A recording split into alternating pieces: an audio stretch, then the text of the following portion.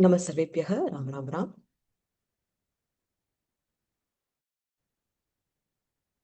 गुरुर्ब्रह्मा गुरुर्विष्णुः गुरुर्देवो महेश्वरः गुरुः साक्षात् परं ब्रह्म तस्मै श्री गुरवे नमः। सरस्वती नमस्तुभ्यं वरदे कामरूपिणि विद्यारम्भं करिष्यामि सिद्धिर्भवतु मे सदा।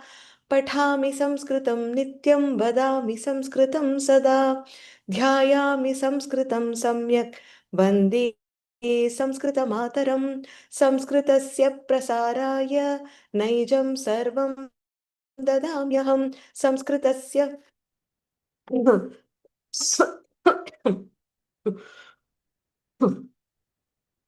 क्षम्यताम्। संस्कृतस्य प्रसाराय नैजं सर्वं ददाम्यहं। संस्कृतस्य सदा भक्तो वन्दे संस्कृतमातरं। संस्कृतस्य कृते जीवन् संस्कृतस्य कृते यजन् आत्मानमाहुतं मन्ये वन्दे संस्कृतमातरं। वन्दे संस्कृतमातरं। वन्दे संस्कृतमातरम्। नमः सर्वेभ्यः राम राम राम। शुभः गुरुवासरः। शिक्षास्तरस्य 31तमः वर्गः। अष्टमपाठस्य द्वितीयभागं पश्यामः। अन्वयरचना।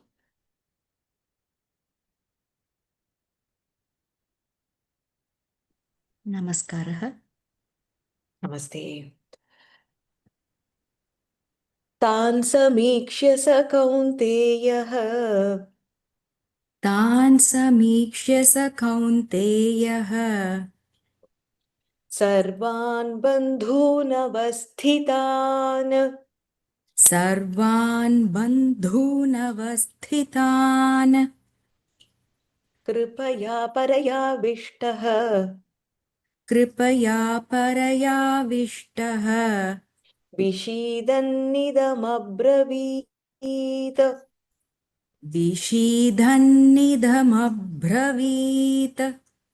तान् समीक्ष्य स कौन्तेयः सर्वान् बन्धूनवस्थितान् तान् समीक्ष्य स कौन्तेयः सर्वान् बन्धूनवस्थितान् कृपया परयाविष्टः विषीदन्निदमब्रवीत्।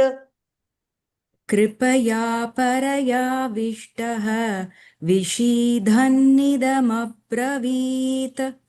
There is no Mahaprana here. विषीदन्निदमब्रवीत्। विषीदन्निदमब्रवीत्। उत्तमं। पठतु, पूर्णं पठतु। तान् समीक्ष्य स कौन्तेयः सर्वान् बन्धूनवस्थितान् कृपया परयाविष्टः विषीदन्निदमब्रवीत्। विषीदन्निदमब्रवीत्। उत्तमम् उत्तमं, सम्यक् सम्यक् उक्तं। पदविभागः। पदविभागः। तान् समीक्ष्य सः कौन्तेयः सर्वान् बन्धून् अवस्थितान् कृपया परया आविष्टः विषीदन् इदम् अब्रवीत्। उत्तमम्। अत्र सः विसर्गः भवति। बन्धून् अवस्थितान् संयोगः एव। परया आविष्टः। परया आविष्ट सवर्णदीर्घसन्धिः। विषीदन् इदम् अब्रवीत्। इदम् अब्रवीत् संयोगः अत्र सन्धिः अस्ति। सन्धयः कः? सन्धयः के? सः अधिकं कौन्तेयः सः स कौन्तेयः। विसर्गसन्धिः विसर्गस्य लोपः। परया अधिकम् आविष्टः परयाविष्टः सवर्णदीर्घसन्धिः। विषीदन् अधिकम् इदम् विषीदन्निदम् mm, यमुडागमसन्धिः गमनागमसन्धिः उत्तमं त्रयः सन्धयः सन्ति अत्र सः कौन्तेयः लोपः परया आविष्टः विषीदन् इदं पुनः नकारः भवति विषीदन्निदम् इति ङमुडागमसन्धिः अस्तु अग्रे सामान्यर्थः सामान्यर्थः Arjuna saw the army of Kauravas and there he found all his kith and kin. On seeing them, he was overcome by compassion.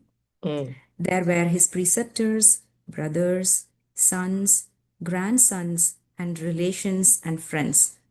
He thought he would be committing a sin if he killed all of them. He became despondent and spoke these following words to Krishna. उत्तमं संस्कृते पठामि वा भगिनि?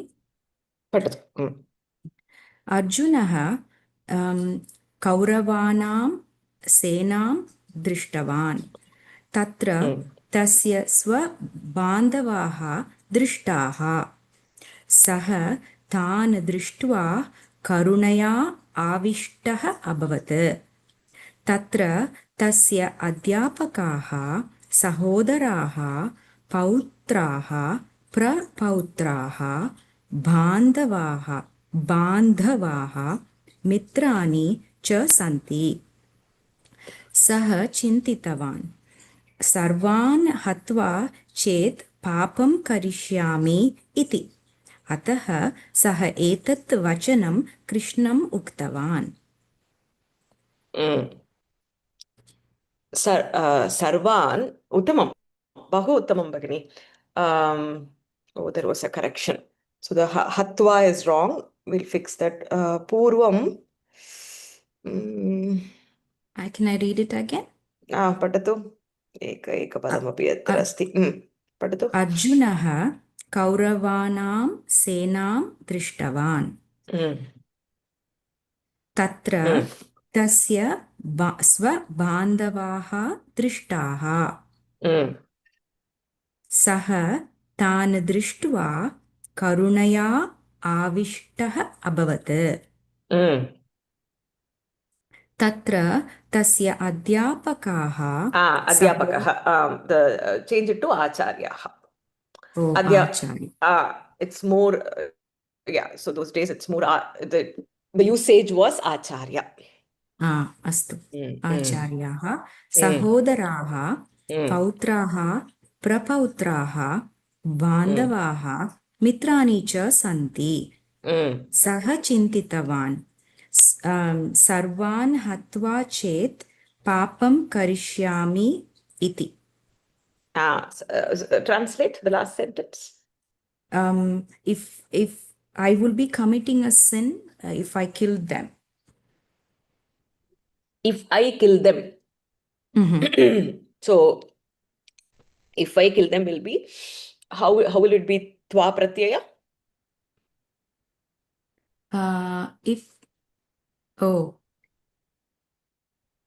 so should I say sarvan marayati chet or mara who is going to kill if he killed them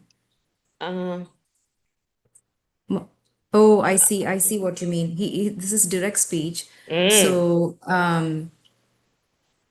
how do I say I could marayami marayami I see sarvan marayami chet marayami I got it okay got it papam prapnomi prapnomi okay prapnomi instead of karishyami prapnomi papam karishyami that is also okay for samanyartha it's okay very nicely written simple sentence this is how I write Bhagini the every word there is something that I would know something I would be able to explain my sentences generally won't have more than 4-5 words maximum 4-5 words so that is how I write because that is all I know I write it short keep it short all the words there typically are something that I would have seen learned somewhere I can see that you have done the swa prayatna there. Very good.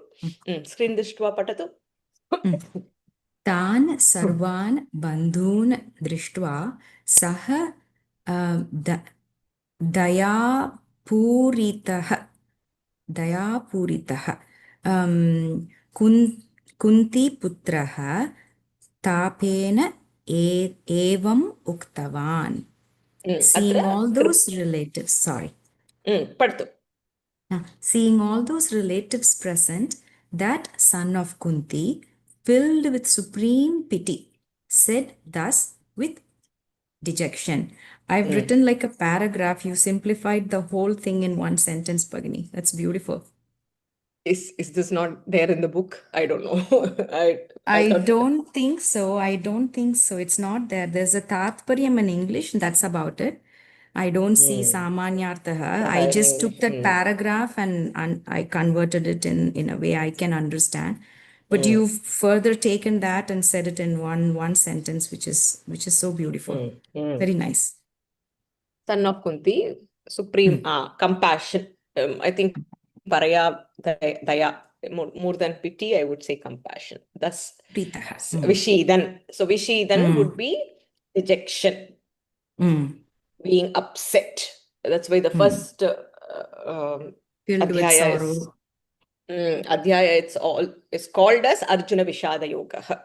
It is about the Vishada, the dejection, the sorrow that the confusion that he felt.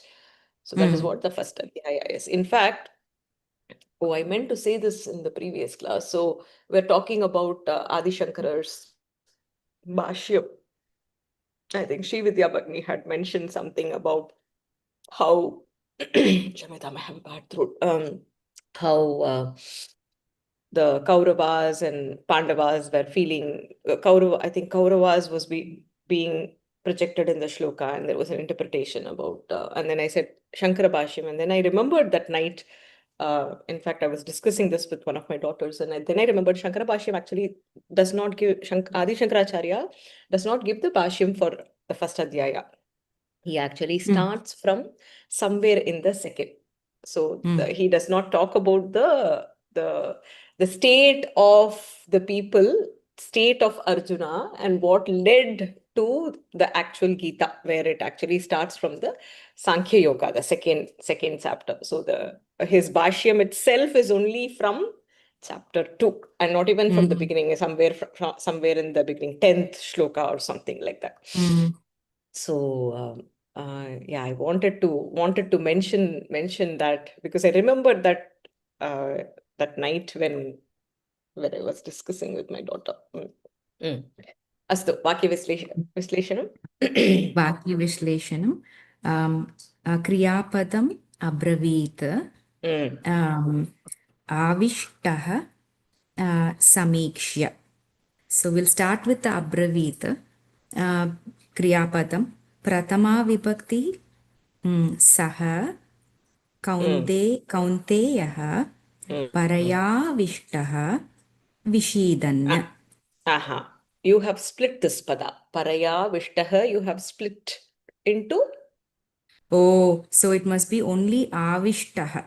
Saha because kaunteya. paraya becomes tritiya vibhakti. Correct. Dvitiya? Okay, astu. Dvitiya vibhakti taan sarvan bandhun avasthitan idam. Idam abravit. He said this, so that this here becomes the Dvitiya vibhakti. Tritiya? Tritiya is paraya and kripaya. And avyayam is samikshya. Samikshya. What pratyaya is this? Labandha pratyaya. Very good. Atra samikshya. Sarvam samaptam va? We said everything? Okay. So abravita, he said thus. So that is the kriya pada there. Pratama vibhaktihi saha kaunteyaha avishtaha vishidan. Vishidan is what? Vishidan is Shatru Pratyayaha. Shatrantah. Very good. Vishidati Vishid. kriyapadam. Vishidan is the Mm. Shatru Pratyaya. Uttam. Tan sarvan bandhun avasthitan. Idam abravit. Idam can be prathama or dvitiya, but said thus. So that thus becomes dvitiya vibhakti. And Vayarachana. Vayarachana. Kriyapadam abravit अथवा उक्तवान् कः अब्रवीत् कौन्तेयः अब्रवीत् अर्जुनः अब्रवीत् कीदृशः कौन्तेयः सः कौन्तेयः कीदृशः सः आविष्टः पूरितः कया आविष्टः कृपया आविष्टः करुणया आविष्टः कीदृश्या कया कृपया परया कृपया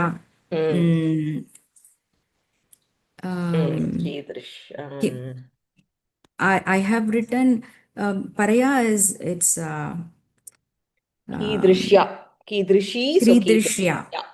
Correct. Kridrishya. Kidrishya. Has to sound similar to the paraya. So paraya was I could not find the word Bhagini. It says anya or bhinna. It doesn't make sense. So I did not write. I didn't know what to write. Here the meaning here is by it's deeply, right? Deeply. So you can say a lot. Adhikat. Atyadhikaya.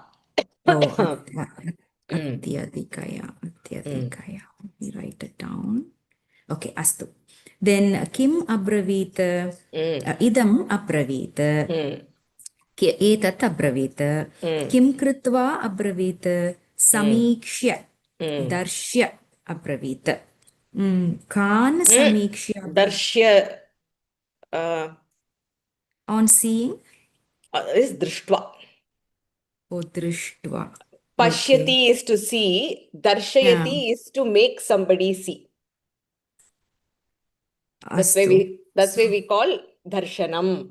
Bhagavan is making us see him. So that is why it is called darshanam. So if he is seeing himself, it is drishtva. If you make somebody else see, then it is darshayitva. Darshayitva. Okay. So drishtva, samikshya, avalokya. Then kan samikshya tan bandhun samikshya swajanan samikshya कीदृशान् बन्धून् सर्वान् बन्धून् सर्वान् जनाः सर्वे जनाः I've written सर्वे जनाः I'm not sure if it's right सर्वे जनाः सर्वान् जनान् Sarvan Janan. So for Sarvan, if you want to use, you can use Sakala. Sakala, Janan. All. Sakala is also all. Okay, Sakala. Okay, got it. Astu. Punah कीदृशान् अवस्थितान् स्थितान्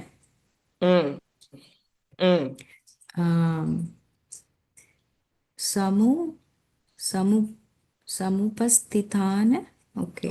Avasthitan, samupastitan. Okay. Kim kurvan abravit vishidan abravit dukitah arjunah abravit. Uttamam. Despondent or sorrowful. Samaptam. Hello? Samaptam Bhagini. Uttamam. Anvayah. Paraya kripaya avishtah. Oh, do I read this Bhagini yours? Bhavatyaha Anvayam Patatu. I have written it differently, Bhagini. So maybe it's wrong. Paraya kripaya avishtah sah kaunteyah tan sarvan bandhun avasthitan samikshya vishidan idam abravit. So I Vishidan just idam took, abravit. Correct. correct? Okay. But I put all the adjectives that explain what kind of feeling he had in the beginning before explaining who it is, which is Saha Kaunteyaha. He was filled with the highest or the deepest compassion. So I put all those adjectives in the beginning. Then I put the Prathama Vipakti and then the Dvitiya and then the Kriya Padam. Correct. Okay. Saha. All right. Okay. Saha Kaunteyaha अवस्थितान् तान् सर्वान् बन्धून् समीक्ष्य परया कृपया आविष्टः विषीदन् इदम् अब्रवीत्. You can also say paraya kripaya avishtaha saha kaunteyah तान् सर्वान् अवस्थितान् बन्धून् समीक्ष्य विषीदन् idam अब्रवीत्. So you say Okay. filled with and then experiencing dejection said thus. Yeah. It Yeah. should just make sense when you read it. So when we read this, it is not very intuitive. Correct. When we read the Anvaya, it should be intuitive. That is the main. Astu. Astu. Tatparyam? Tatparyam. Can I read mine, Bhagini? Padatu. Okay. अर्जुनः सर्वान् बन्धून् दृष्ट्वा तस्य मनसि करुणा उत्पन्ना अभवत्. अतः सः बहु दुःखितः अभवत्. सः कृष्णं दृष्ट्वा एवम् उक्तवान्. प्रथमवाक्यं पठतु. अर्जुनः सर्वान् बन्धून् दृष्ट्वा तस्य मनसि करुणा उत्पन्ना अभवत्. He was filled with compassion, seeing his relatives in his mind. Manasi, I wrote in his mind, but I don't know if it is right. Let me think about the construction. Ekanamisham.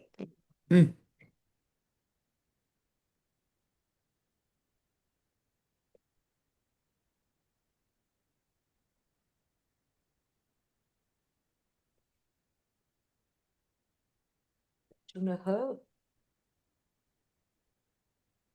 This part is okay.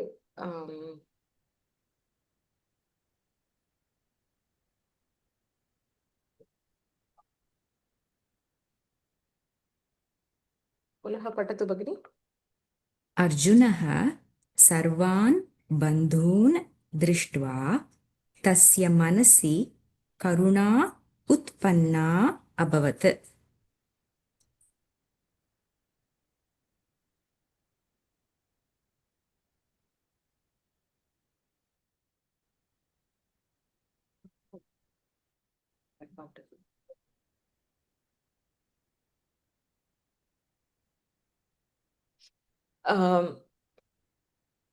सर्वान् बन्धून् दृष्ट्वा अर्जुनस्य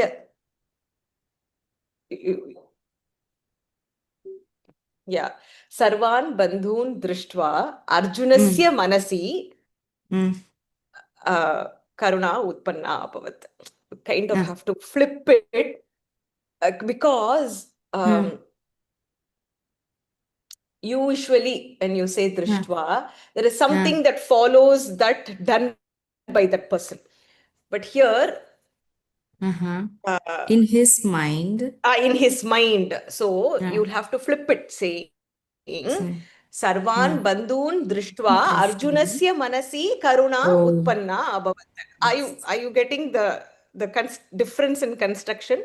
Arjunasya. So if I don't say, I'm just thinking, if I don't say Arjunasya, does it mean,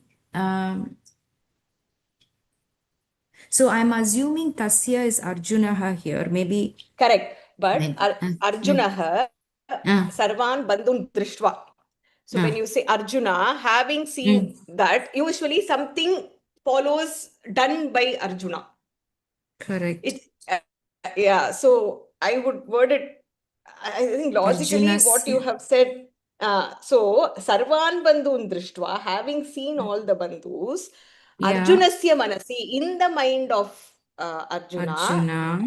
Okay. करुणा उत्पन्ना अभवत् okay. करुणा उत्पन्ना अभवत्. I think I would flip it that way just for the construction sake of it. So सर्वान् अर्जुनः सर्वान् बन्धून् दृष्ट्वा मनसि क्लेशम् अनुभूतवान्. So that would kind of like make sense. I don't know if I'm able to communicate the difference here, Bhagini. So I'll tell you why. So I'll tell you my rationale, Bhagini, and maybe you can pick up the error I've made. So when we say Ramah patam patati, Saha Vidyalayam api gachati. So the Saha here, since the second sentence is following Ramaha from the first sentence, it's assumed that the Saha is Ramaha, right? We don't have to say Ramaha patam pat. So I was going off that mindset. So I said Arjunaha sarvan bandhun drishtva. Say the Rama sentence one more time with tva pratyaya. Which one, Bhagini? इदानीं भवती उदाहरणम् उक्तवती खलु अत्र रामः पाठं पठति रामः विद्यालयमपि गच्छति. He reads, he also goes to school. So instead of saying Ramah patam patati, Ramah vidyalayam gachati, api gachati, we can say Ramah patam patati, Saha vidyalayam api gachati. So Saha here kind of refers to Rama because it is right coming after. Correct. Atra doshah na Bhagini. Atra doshah na. Only thing is, प्रायः त्वा प्रत्ययः कथं भवति? एकं कार्यं पूरयित्वा अनन्तरं कर्ता एव अन्य कार्यं करोति. करोति खलु? So one action is over and then the same person is aham patam patitva bhojanam kadami. Aham mandiram gatva devam pujayami. Whatever. There is one continuation in the tva pratyaya. Here the karta is there and then something is happening in the mind of that karta. He is not doing anything. Astu. Okay. I am just nitpicking here is what I feel. It's just that when we say Arjunah sarvan bandhun drishtva, he did something else. That is okay. But if he is not doing anything, use the say tva pratyaya in the second half. So sarvan bandhun drishtva Arjunasya manasi, having seen all the bandhus, in his mind Arjuna experienced karuna. Arjunasya manasi. So you have used the prayogah, right? Now sarva Arjunah utpanna karuna utpanna. So if you change this to Arjunah sarvan bandhun drishtva tasya manasi karunam anubhutavan. Karunam anubhutavan. But yeah, he felt compassionate. But I like the karuna utpanna. That is more, it is actually more beautiful than experiencing compassion. So one second, Bhagini, I have to take this. Astu.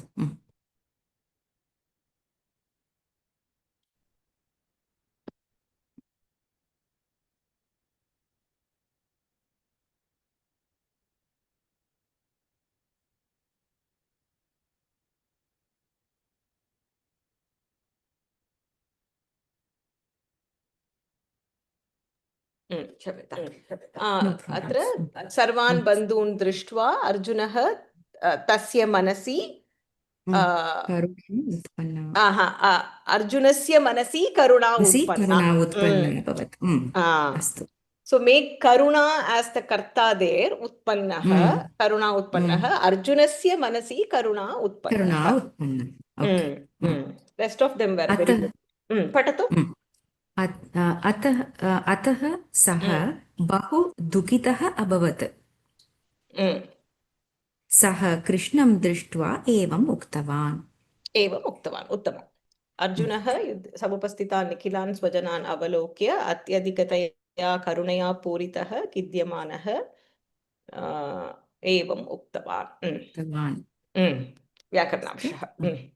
व्याकरणांशः तान्, I'm just going in the order of the prose that's given. तान् दकारान्तः पुल्लिङ्गः तद् शब्दः द्वितीया विभक्ति बहुवचनम्. समीक्ष्य ल्यप् प्रत्ययः अव्ययम्. सः दकारान्तः पुल्लिङ्गः तद् शब्दः प्रथमा विभक्ति एकवचनम्.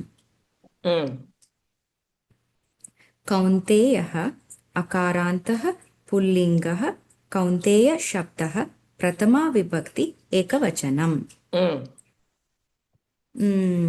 सर्वान् अकारान्तः पुल्लिङ्गः सर्व शब्दः द्वितीया विभक्ति बहुवचनम्. बन्धून् अकारान्तः पुल्लिङ्गः बन्धु शब्दः द्वितीया विभक्ति बहुवचनम्. अन्तः अकारान्तः बन्धु शब्दः. What is the end? बन्धु उकारान्तः. Ah. I made a mistake. उकारान्तः made a mistake. Okay. धन्यवादः भगिनी. अवस्थितान् अकारान्तः पुल्लिङ्गः अवस्थित शब्दः द्वितीया विभक्ति बहुवचनम्. कृपया आकारान्तः स्त्रीलिङ्गः कृपया शब्दः तृतीया विभक्ति एकवचनम्. परया अपि आकारान्तः स्त्रीलिङ्गः परया शब्दः तृतीया विभक्ति एकवचनम्. आविष्टः अकारान्तः पुल्लिङ्गः आविष्ट शब्दः प्रथमा विभक्ति एकवचनम्. विषीदन् शत्रुप्रत्ययः तकारान्तः पुल्लिङ्गः विषीदन्. This one I'm not sure, Bhagini. विषीदन् शब्दः विषीद शब्दः. I could not find it in Ashtadhyaye, so I just made up my own. प्रथमा विभक्ति एकवचनम्. विषीद शब्दः. When I say patan, what is the pratipadikam? पठत् शब्दः. पठ. Similarly, vishidan. विषीदत् शब्दः. That's all. अस्तु. Okay. विषीदत् शब्दः. इदं मकारान्तः नपुंसकलिङ्गः इदं शब्दः प्रथमा विभक्ति एकवचनम्. अत्र कृपया परया. Both are कृपा परा. ओ कृपा परा. अस्तु. ओके. कृपा परा. तृतीया, right? So like लता शब्दवत्. अस्तु. अस्तु. Then अब्रवीत् भ्रूधातुः परस्मैपदी लङ्लकारः प्रथमा विभक्ति एकवचनम्. प्रथमा विभक्तिः एकवचनम्. भ्रूधातुः प्रथमा प्रथमा विभक्ति. क्रियापदम्. लङ्लकार क्रियापदम्. ओ सारी भगिनी. प्रथमपुरुषः एकवचनम्. प्रथमपुरुषः एकवचनं. भ्रूधातुः. उत्तमं. बहु सम्यक् भगिनि. Very good. धन्यवादः. Very good. अत्र कृपया परया आविष्टः सः कौन्तेयः अवस्थितान् सर्वान् तान् बन्धून् समीक्ष्य विषीदन् idam abravit. I liked Bhagini's Anvaya. It's more structured is what I feel. Very nice. Uttamam Bhagini. धन्यवादः. धन्यवादः. सम्यक् कृतम्. Very good. Sri Durga Bhagini. Ram Ram भगिनी। नमस्कारः। दृष्ट्वेमं स्वजनं कृष्ण दृष्ट्वेमं स्वजनं कृष्ण युयुत्सुं समुपस्थितं युयुत्सुं समुपस्थितं सीदन्ति मम गात्राणि सीदन्ति मम गात्राणि अत्र ह्रस्वः सीदन्ति मम गात्राणि सीदन्ति मम गात्राणि मुखं च परिशुष्यति मुखं च परिशुष्यति दृष्ट्वेमं स्वजनं कृष्ण युयुत्सुं समुपस्थितम् दृष्ट्वेमं स्वजनं कृष्ण युयुत्सुं समुपस्थितम् सीदन्ति मम गात्राणि मुखं च परिशुष्यति सीदन्ति मम गात्राणि मुखं च परिशुष्यति पठतु दृष्ट्वेमं स्वजनं कृष्ण युयुत्सुं समुपस्थितं सीदन्ति मम गात्राणि मुखं च परिशुष्यति उत्तमम् पदविभागः पदविभागः दृष्ट्वा इमं कृष्ण युयुत्सुं समुपस्थितं सीदन्ति मम गात्राणि मुखं च परिशुष्यति सन्धिः एकनिमिषम् अत्र हा, दृष्ट्वा दृष्ट्वा इमं स्वजनं कृष्ण युत्सुं समुपस्थितं सीदन्ति मम गात्राणि मुखं च परिशुष्यति अत्र सन्धिः एकः सन्धिः एव अस्ति आं भगिनि दृष्ट्वा अधिकम् इमं Mm, गुणसन्धिः mm. आ, become E becomes A. ये अन्य स्वजनम् अधिकं कृष्ण युयुत्सुम् अधिकं समुपस्थितं मुखम् अधिकं च सर्वे अनुस्वारसन्धिः उत्तमम्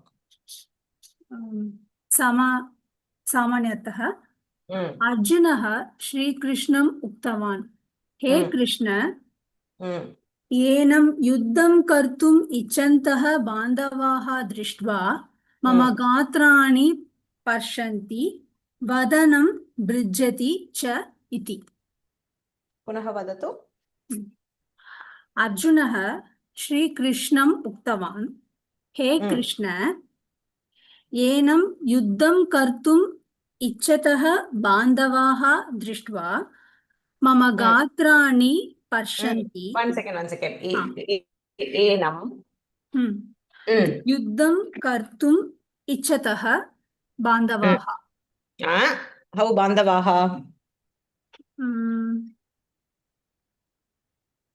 his relatives, warriors, everybody is there. Friends. विभक्तिः बान्धवाः विभक्तिः का बन्धु. I thought it's अग्रिमपदं plural. किं बान्धवाः अग्रिमपदं दृष्ट्वा. So if you are doing something on something else, whatever you are doing on Okay. ಇದು ದ್ವಿತೀಯ ವಿಭಕ್ತಿ ಭಗಿನಿ. Then okay, बान्धवान् उत्तमम् बान्धवान् दृष्ट्वा मम गात्राणि पश्यन्ति वदनं पश्यन्ति भगिनि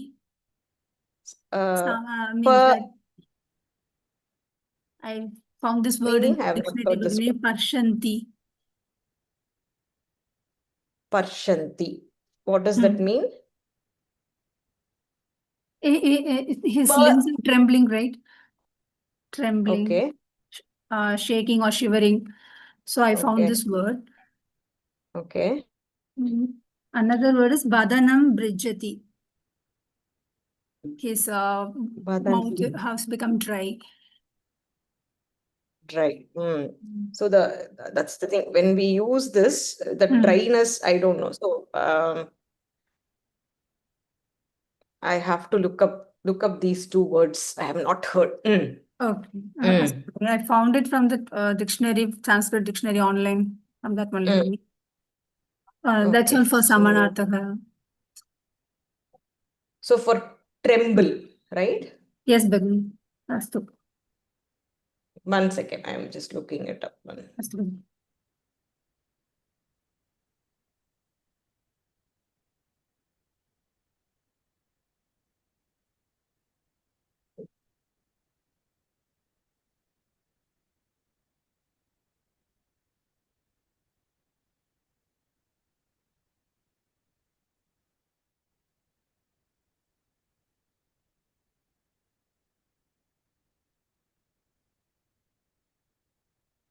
I am not able to find that, Bhagini.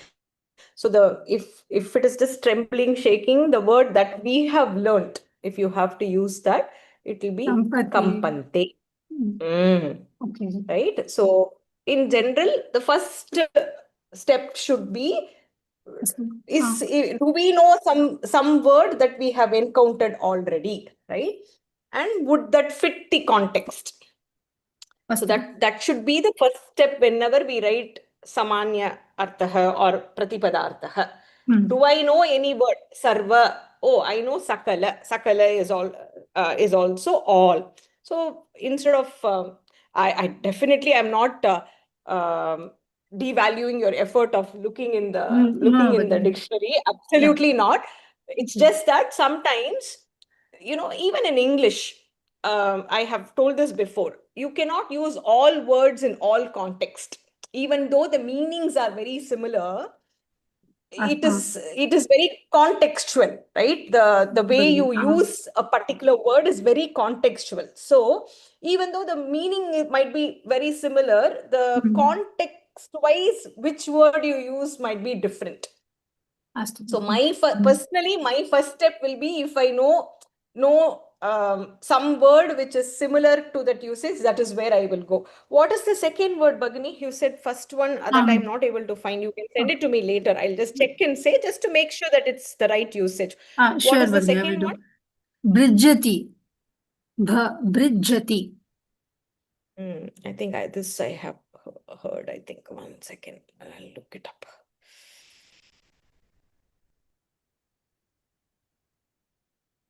Alpapranah bha or Mahapranah bha? Mahaprana.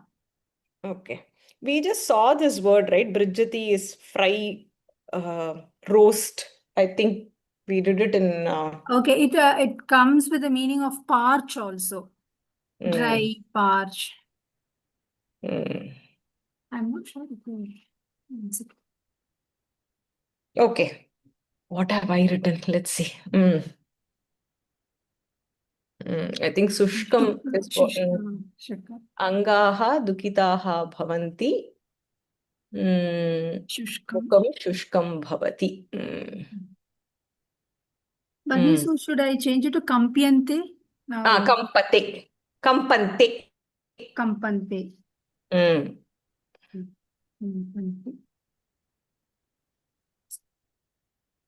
Okay. So shall I take this also like here Vadanam Shushyati Bhagini? How will I say it in the verb form? Shushkam. Vadanam Shushkam Bhavati. Yeah, and so Sidanti here. Your voice is breaking. Sidanti iti asti khalu atra. Mama gatrani sidanti. Is the context there trembling? Yes. Weary or trembling. Is it weary or is it trembling? In the book, it is given as weary. Maybe I used that word to search weary. Hence, I got that word.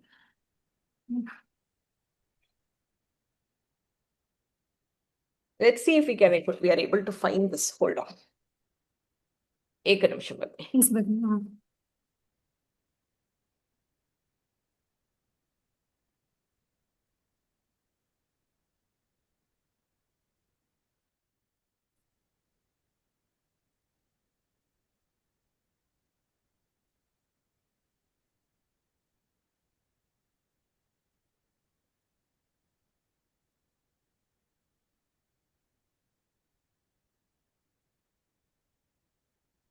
Krishnadatu Bhagini. Ekanimsham. Ah. Currently my net is very slow. 1 second. Okay. Could be because of the rain.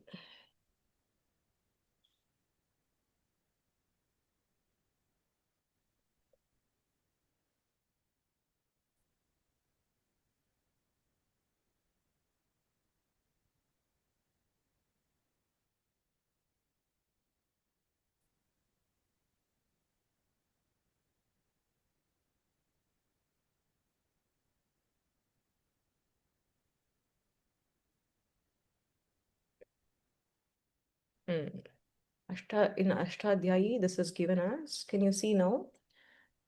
Bhagini. To lose energy. Sidati, Sidataha, Sidanti.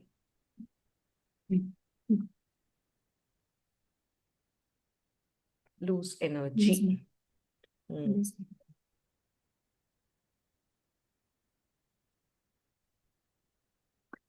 Sometimes when you feel weak also, there is a slight tremor that we experience, right? So this could mean like multiple things. So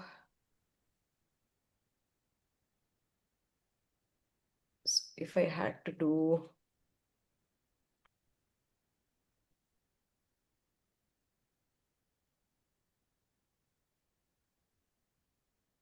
the word weary comes close to that meaning. It's feeling or showing extreme tiredness.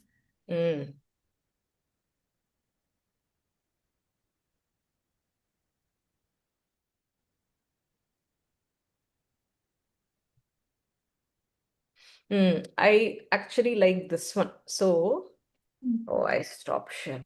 What did I do? 1 second. Here. So, see, the T is kind of like weaken. I like this word. What was the... Here. Durbalitaha. Right? So, Angaha Durbalitaha Bhavanti. So this Durbala can indicate like lot of emotions, right? With respect to strength, with respect to the tremor one experiences. So when I feel weak, all the emotions are associated with that. I think I would like this Durbalitaha. I'll change that. Ekanimsham. There's so much of learning that happens in our class. So I would Durbalitaha Bhavanti.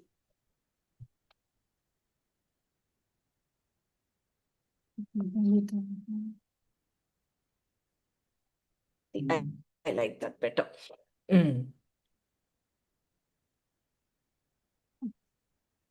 Shall I read this one now? Patat. Okay. Hey Krishna, Yuddhaya Samagatan Mama Bandhujanan Drishtva Mama Angaha Durbalitaha Bhavanti Mama Mukham Cha Shushkam Bhavati. O Krishna, seeing these, my own people assemble with a desire to fight, my limbs weaken and my mouth dries up. Vakyavishleshanam. Kriya. Pradhana kriya sidanti parishusyati. Apradhana kriya drishtva. Prathama mukham gatrani. Dvitiya imam svajanam yuyutsum samupastitam. Tritiya chaturthi panchami nasti. Shashti mama. Avyayam cha. Okay, so you have given Drishtva in Avyayam. Okay. All the Labanta Pratyaya, Tava Pratyaya, they are all, Tumun Pratyaya, they are all Avyayas only. Because you don't change. Ramaha Patitum Michati, Sita api Patitum Michati eva. So, and then in the bracket you can write it as Tva Pratyaya. Astavadam. Anvayaha. Shall I proceed, Bhagini? सीदन्ति परिशुष्यति सीदन्ति परिशुष्यति अत्र क्रियापदद्वयं गात्राणि सीदन्ति मुखं परिशुष्यति so these are प्रथमा संबोधन प्रथमा कृष्ण युयुत्सुं समुपस्थितं इमं स्वजनं सो इमं स्वजनं युयुत्सुं समुपस्थितं चत्वारि पदानि द्वितीया विभक्तौ भवन्ति मम मै इति षष्ठी विभक्ति प्रयोगः दृष्ट्वा अधिकं दृष्ट्वा and ch that will be in अस्तु प्रथमक्रियापदम् क्रिया प्रथम क्रियापदं सीदन्ति. Here can I say दुर्बलिताः दुर्बलिताः परिशुष्यन्. Oh, I've written here दुर्बलाः भवन्ति. दुर्बलाः भवन्ति. दुर्बलाः भवन्ति.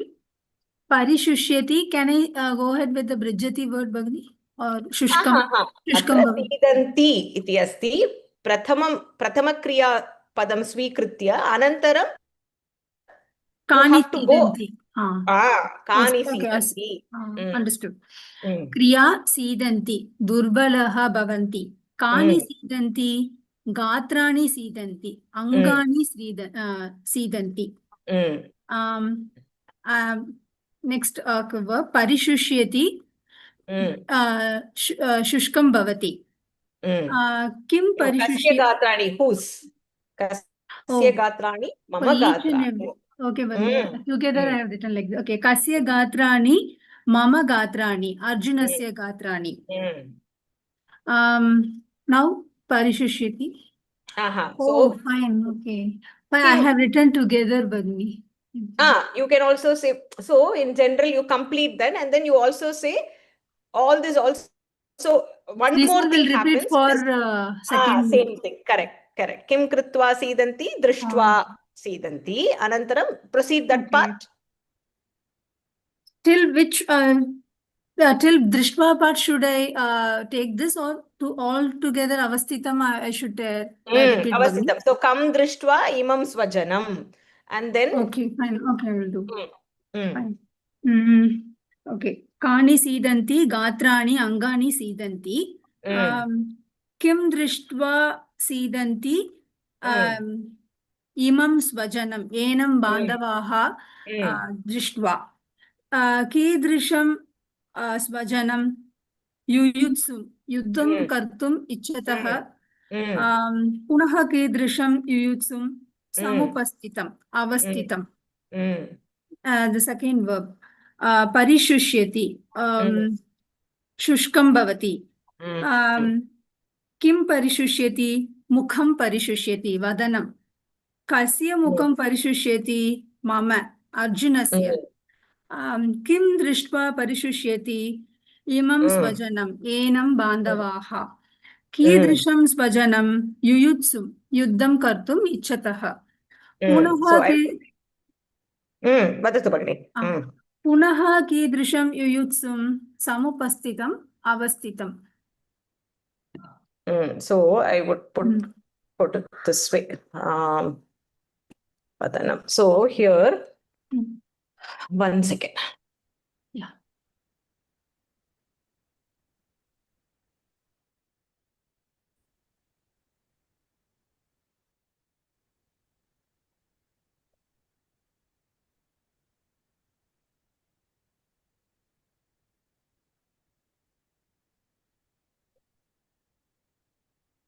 So in here, angani, durbalitani, angam. So I have written the lingam correct here. So सीदन्ति दुर्बलाः दुर्बलानि भवन्ति. कानि सीदन्ति गात्राणि अङ्गानि कस्य मम. किं कृत्वा सीदन्ति दृष्ट्वा अवलोक्य. कं दृष्ट्वा इमं स्वजनं दृष्ट्वा एतान् बान्धवान् बन्धून् दृष्ट्वा. अनन्तरं कीदृशं स्वजनं समुपस्थितम् अवस्थितं. पुनः कीदृशं स्वजनं युयुत्सुं युद्धं कर्तुम् इच्छतः अनन्तरं परिशुष्यति शुष्कं भवति what becomes शुष्क वदनम् so it is understood that by seeing all this he is experiencing the Sidanti, he is experiencing the Parishushyati, both of them. This is a very beautiful shloka. Sidanti, mama gatrani sidanti, drishtva mama gatrani sidanti, imam swajanam, samupastitam, yuyutsum samupastitam, imam swajanam, drishtva mama gatrani sidanti, mukham cha parishushyati. So, having seen all this, he is experiencing this and this. Iti artha. Anvayah. Anvayah. Hey Krishna. I have missed that Krishna there. So, should come here. Nice. Let me just add that. In Vayerchana. Hey Krishna. Krishna.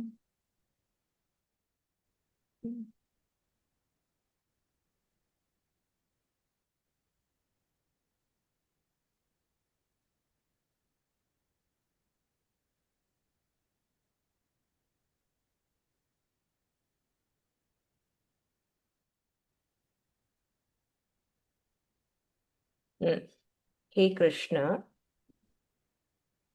Sidanti durbalaani bhavanti. Astu. Anvayah. Anvayah.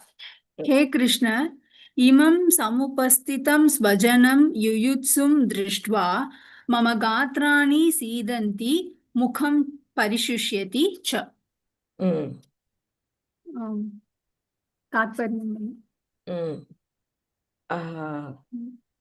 Maybe this will be better. Imam yuyutsum, these ready to fight, swajanam drishtva. So swajanam, for swajanam, yuyutsum and samupastitam become the visheshana. Okay. So imam yuyutsum samupastitam swajanam drishtva mama gatrani sidanti atra mama is understood. Mama mukham parishushyati cha. Okay. Tatparyam. I have written. Arjunaha janati yet asya yuddhasya karanat tasya puratah stitaha acharyaha veeraha pitrivyaha tesham putraha bandavaha ghatrani cha sarve mrityudharam gamishyanti. What Gatrani there? Bhagini, your voice is breaking. Can you please repeat? Why Gatrani there? Kimartamatra Gatrani iti padam? Kimartamatra Gatrani iti padam, Bhagini? No. Okay. I should not have added it there. Okay, fine. It's a mistake, Bhagini. Bandavaha cha sarve mrityudaram gamishyanti iti. Mrityudara means they will obtain. Like savin vilumbu. Okay. To the edge of the death. Okay. I have not heard that word also. Okay.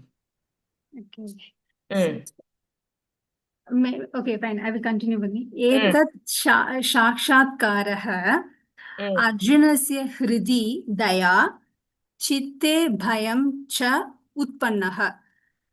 Ataha tasya shariram kampitanka rupena romaharsha rupena cha pratikriya utpanna asita.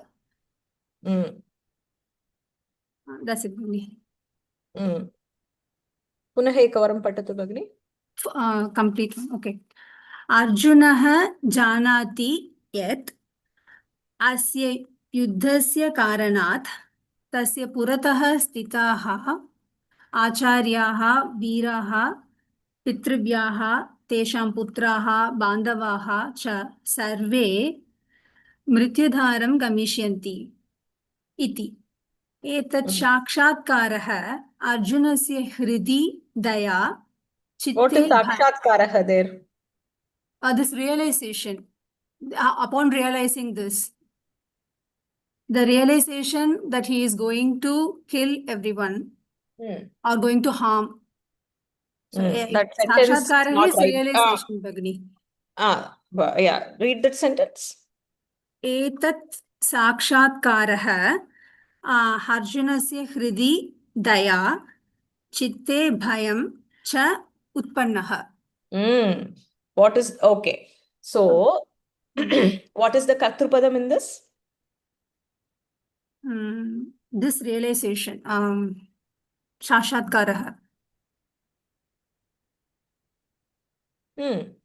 आङ्ग्लभाषायां वाक्यं वदतु भगिनि. Okay, one second.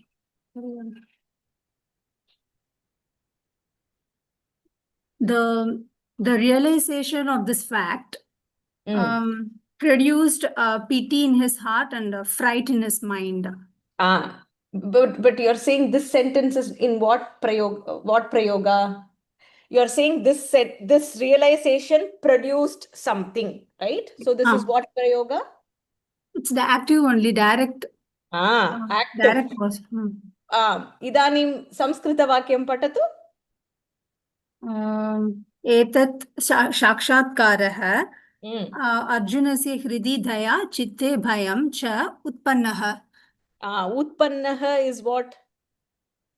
Should we use it in the ikta prayoga only? It is the prayoga. So you're mixed up active and passive voice. Kartari karmani prayoga. Okay. So if you want to retain that utpannah, change your original English sentence into passive.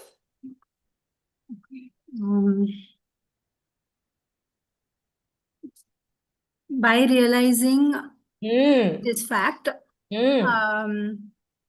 his heart produced fright and mind. Once again. In his heart, pity was produced, and in his mind, the fright arose or was correct. Produced. Correct. Okay. Now, by this realization, so how will you change? Sakshatkarena. Sakshatkarena. Purvapadam. Once again, I have to. Etena sakshatkarena Arjunasya Hridi Daya. I can retain this, no, Bhagni. Arjunasya Hridi Daya Chitte Bhayam Cha Utpannaha. पुनः एकवारम् एतेन साक्षात्कारेण अर्जुनस्य हृदि दया चित्ते भयं च उत्पन्नः. So daya is strilinga. How will you say this? Bhayam is napunsakalingam, la Bhagini. Bhayam utpanna, you take it for the second half. Okay. Hridi daya chitte bhayam cha utpannam. Bhagini, there is a rule that like sometimes we can take the ikta in active words also, right? You have mentioned it roughly somewhere. I thought this will work. That's why I use like this. I don't Instead know of confusing so much. I don't know if utpanna is one of those kriyas, Bhagini, because utpanna, it is not a gamana kriya, it is not a akarmakaha. So I don't know if it falls under that category. If you know for sure, then you can use. If you don't know, then the safest bet is to do it in karmani. Definitely gamana kriya, when there is movement, gataha, agataha, praptaha, all that you can use in both kartari karmani. Okay. When it is akarmakaha also you can say by stitaha, ramaha stitaha, ramena stitaha, ramaha stitaha, because stand stha dhatu is akarmakah. That also you can say. Utpanna, when there is something produced, it is sakarmakah, right? Akarmaka. It is Okay. producing something. So Astu. I don't know if it falls under the exception category. So my safe bet would be to put that in the karmani rupam. Karmani. Astu Bhagini, got it. Okay. So can I say the last line? There is Atah tasya shariram kampitanga rupena romahasha rupena cha pratikriya utpanna asita.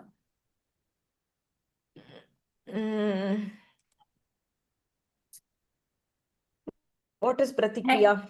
Reaction. Hence, the body produced the reaction in the form of trembling limbs and goosebumps. Punaha patatu. Ataha tasya shariram kampitanga rupena harsha rupena cha pratikriya utpanna asita. Shariram is also in prathama. Pratikriya is also in prathama.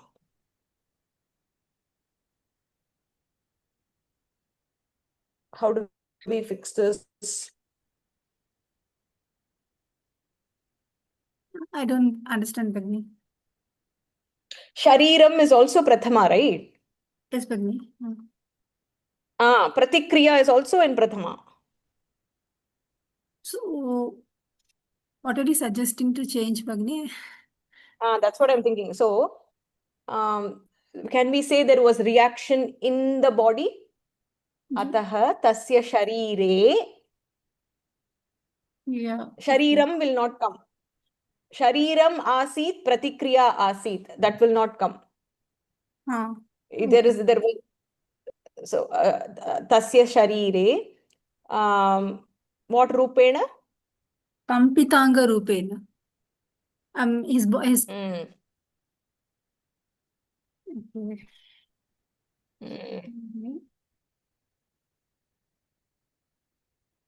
Or can we say it in the active voice, like his body reacted in this way?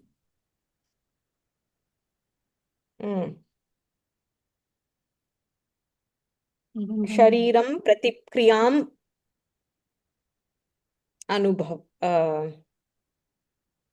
anubhavati sma anubhavatta.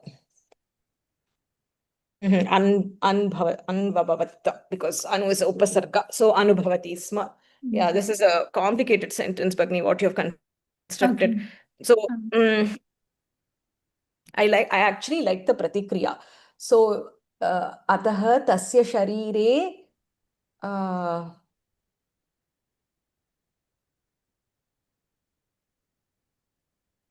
Reaction happened. Maybe I will stop with that.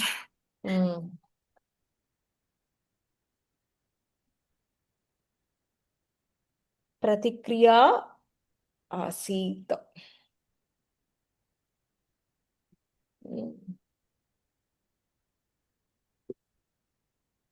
I'm still thinking, Bhagini. Give me 10 seconds. Maybe.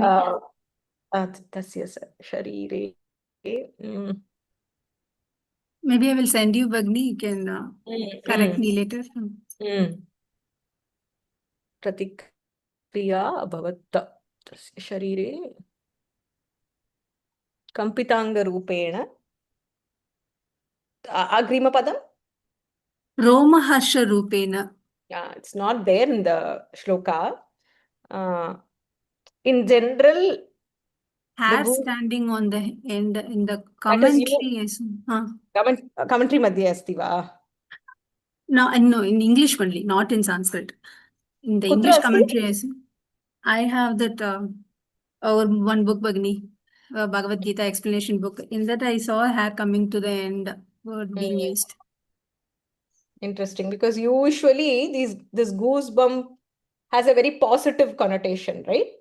Yes. Right? I even thought about it, Bhagini. When we say, oh, I experienced good things goosebumps. only. Usually when it is too much of joy is when you experience that. It is interesting that you saw this In the fact, commentary. I couldn't find this word in dictionary for the Homa Harshena. I got this in Twitter, one person's handle. I found this word. Mm. So since I Roma had to Harsha is use there. See, the word itself has Roma Harsha. Can you yes. see? Right? Ah. Harsha is happiness. So I don't know why in commentary it has been given that way. I'll check my Shankara Bhashyam to see if he If has. there is any other word, it will be nice because. No, but your trembling is more than enough, right? That's what is. Okay. Mm. Maybe I thought too much about this. I will Gayatri use Bhagavad the. Roma Harsha Jayate. So in the next shloka it is there. So maybe they Gandivam Samsate. I think that shloka. No, I'm not Not in familiar our with book, the that. next one. Yeah, okay. It's that Gandivam Samsate. His Gandivam would fall. That must be that shloka. Okay. So I will send you this book. Maybe you can. प्रेषयतु भगिनि. What युद्धं कर्तुम् इच्छया. Yuddham In your kartum. Tatparyam, you have not used this yuyutsum. So yuddham kartum ichchaya radabhumau samupasthitan etan bandhun vikshya drishtva mama angani durbalani bhavanti vadanam cha shushkam bhavanti iti Arjunah Krishnam prati kathayati. Vyakaranamshaha. Vyakaranamshaha. Hey Krishna. अकारांत पुल्लिंग कृष्ण शब्दः सप्तमी संबोधन प्रथमा एकवचनम्. Okay, let's go through If there is one by one. sambodhana, you asked us to fill it in the first number. That is only for Anvayarachana. Okay. It's only for Anvayarachana. Okay, Bhagini. Drishtva. Kridhanta. Drish dhatu tva pratyayah. Okay. Imam. Why it is Kridanta? It is not Kridanta. Drishtva is Tva Pratyayah. It falls under Kridanta only, na Bhagini. The tva pratyayah, no?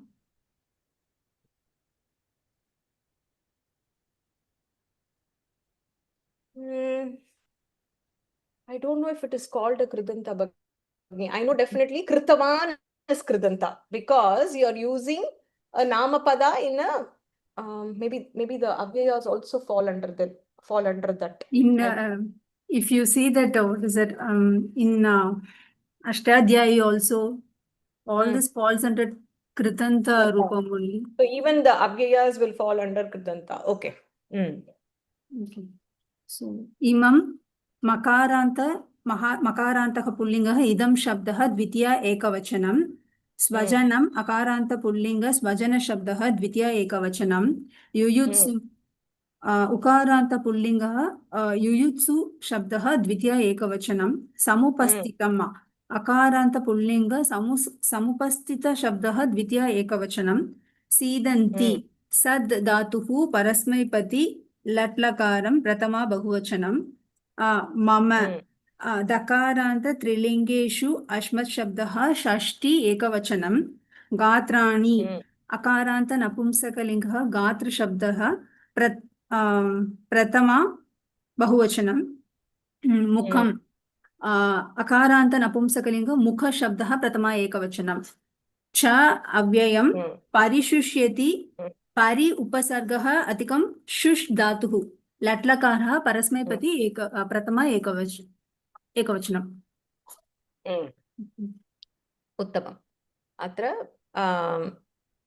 Yuyutsum Samupastitam Imam Swajanam Drishtva Atra He Krishna Mama Gatrani Sitanti Mukham cha Parishushyati. Anvayah. Uttama Prayatanaha, Bharani. Very good. You've taken so much effort. Keep it up. Thank you. Dhanyavadaha. Dhanyavadaha.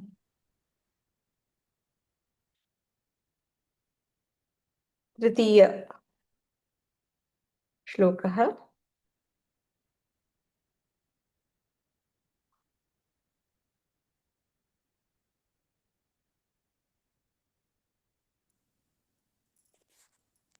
Namaskaram, Mahodaye. Your voice. Is better? Mm-hmm. No? Oh my God, there's something wrong with my phone. I don't have any problem with WhatsApp, but only with the Zoom, it looks like it is giving trouble. It's very feeble for me. What about others?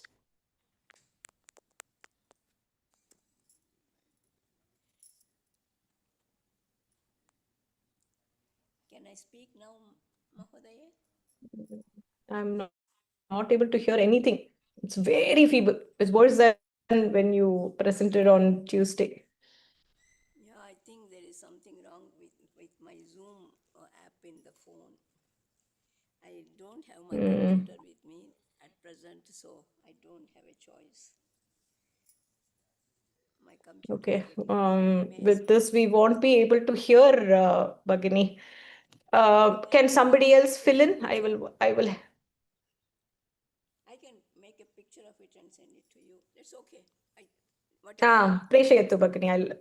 I'll yeah. धन्यवादः. गायत्री भगिनी करोतु.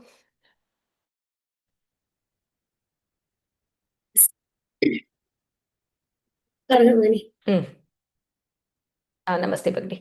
निमित्तानि च पश्यामि. निमित्तानि च पश्यामि विपरीतानि केशव. विपरीतानि केशव न च श्रेयोनुपश्यामि. न च श्रेयोनुपश्यामि पश्यामि. पश्यामि हत्वा स्वजनमाहवे. हत्वा स्वजनमाहवे निमित्तानि च पश्यामि. विपरीतानि केशव. निमित्तानि च पश्यामि विपरीतानि केशव न च श्रेयोनुपश्यामि. हत्वा स्वजनमाहवे. न च श्रेयोनुपश्यामि हत्वा स्वजनमाहवे Okay, actually, I have not prepared. Just like extempore, I will try now. Okay, Padavibhagata. Nimittani cha pashyami viparitani keshava na cha shreyaha anupashyami hatva swajanam ahave. Atra sandhihi shreyaha anupashyami. Sargasya utvam तदनन्तरं गुणसन्धिः तदनन्तरं पूर्वरूपसन्धिः सन्धिः वाक्यविश्लेषणम्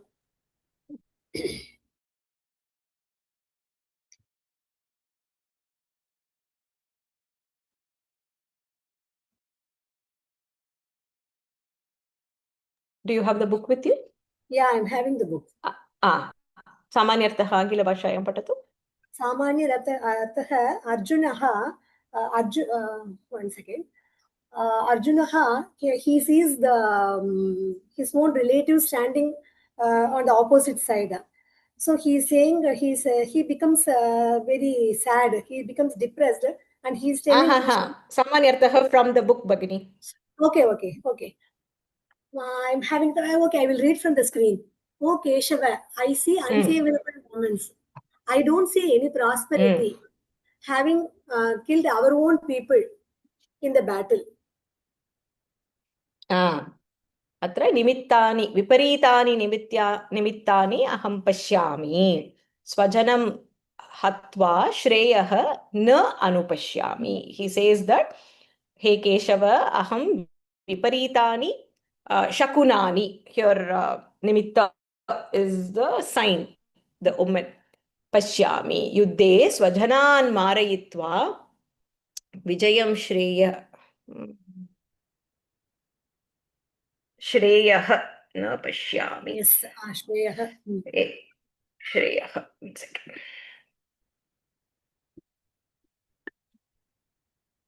श्रेयः न पश्यामि.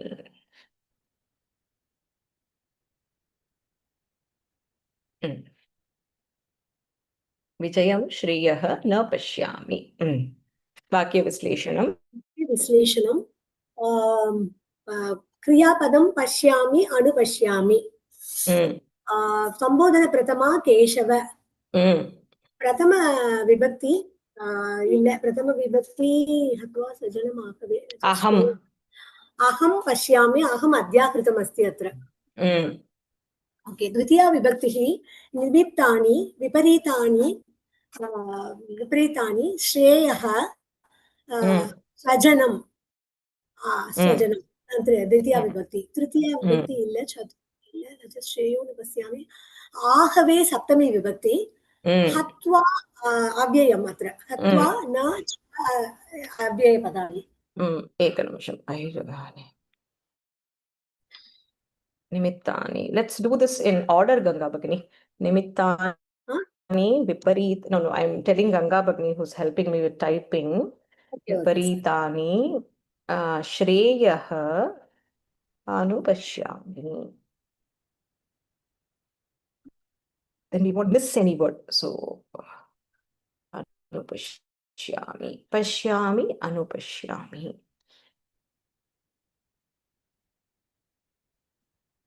why when I type sometimes develops atra ahave agre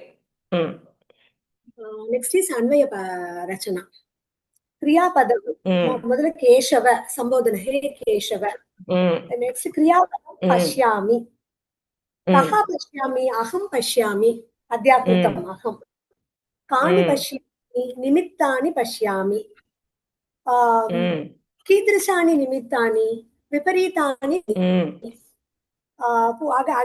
again क्रियापदं न अनुपश्यामि क्रियापदं कः कम् न अनुपश्यामि पुनः कः अनुपश्यामि कः न अनुपश्यामि अहं न अनुपश्यामि कः न अनुपश्यामि श्रेयः न अनुपश्यामि किं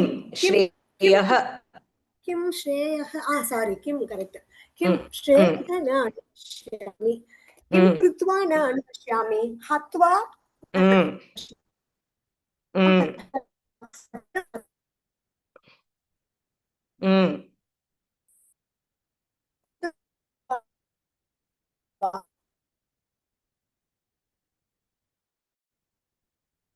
युद्धे मम ध्वनिः श्रूयते वा I've lost Bhagini here can you hear me yes I also can heard okay we lost you briefly Bhagini punah kriyapadam anupashyami iti sवीकरोतु पुनः अन्वय रचना वा क्रियापदं न अनुपश्यामि किं न कः न अनुपश्यामि अहं न अनुपश्यामि अहम् अध्याकृतं किं न अनुपश्यामि श्रेयः न अनुपश्यामि किं कृत्वा न अनुपश्यामि हत्वा न अनुपश्यामि कं हत्वा स्वजनं हत्वा कुत्र हत्वा आहवे युद्धे स्वजनं बान्धवान् युद्धे बन्धु हत्वा मारित्वा just telling so I am not okay चिन्ता मास्तु अन्वयः केशव अहं विपरीतानि निमित्तानि पश्यामि आहवे स्वजनं हत्वा श्रेयः च न अनुपश्यामि अहं विपरीतानि निमित्तानि पश्यामि आहवे स्वजनं हत्वा having killed my स्वजना श्रेयः न अनुपश्यामि I am not seeing any prosperity there तात्पर्यं हे कृष्ण सर्वत्र प्रतिकूलानि अपशकुनानि एव दृश्यन्ते युद्धे बान्धवान् एव मारयित्वा अस्माकं कीदृशं शुभं भविष्यति इति अहम् अवगच्छामि इति अर्जुनः कृष्णम् उक्तवान् अत्र मङ्गलं न भविष्यति इति सः वदति अत्र बान्धवान् हत्वा मङ्गलं शुभं न भविष्यति इति सः वदति उत्तमं व्याकरणांशः निमित्तानि வந்து अकारान्तः नपुंसकलिङ्गः निमित्तशब्दः द्वितीया विभक्ति बहुवचनम् श अव्ययम् पश्यामि दृश् धातु लट् लकार रूपं उत्तमपुरुषः एकवचनम् विपरीतानि अकारान्तः नपुंसकलिङ्गः विपरीतशब्दः द्वितीया विभक्ति बहुवचनम् केशव अकारान्तः पुल्लिङ्गरूपः केशवशब्दः सम्बोधनप्रथमा विभक्ति एकवचनम् अव्ययं च अव्ययम् श्रेयः सकारान्तः नपुंसकलिङ्गः श्रेयशब्दः द्वितीया विभक्ति एकवचनम् அப்புறம் அனுபஷ்யாமி அனுபஷ்யாமி திருஸ் தாத்து அனு உபசர்க்கம் லட்லகார ரூபம் உத்தம புருஷா ஏகவச்சனம் ஹத்வா ஹத்வா வந்து ஹன் தாத்து கரெக்டா ஹன் தாத்து இக்த்வா பிரத்யயம் ஸ்வஜனம் स्वजनम् अकारान्तः पुल्लिङ्गः स्वजनशब्दः द्वितीया विभक्ति एकवचनम् आहवे आहवे வந்து ஆஹு தாத்து ஆமா ஆஹு தாத்து உகாராந்தः पुल्लिङ्गः वा तप्पा आहवे आहवे सप्तमी प्रयोगः right आहवे शब्दः वा okay Gurave, I thought it this way. Ahu Gurave, like that. Guru. Okay. Then it will not be. Sorry. Okay. Then it will be, if it is Ahave, then. Ahava. Okay. Akarantaha pulling. Ahavaha. Ahavaha. Ahavam. Ubavapi. Shuddhamatra. Ahava. Shabdaha. Saptami vibhakti ekavachanam. Samyak Bhagini. Very good. Thank you for filling in. Thank you. Hey Keshava, aham viparitani nimittani pashyami ahave swajanam hatva shreyah na anupashyami. Iti advayah. Dhanyavadah Bhagini. Thank you. Ahava shabdam. Ahavaha, ahavam. It comes in both linga. Prathama nyayaha.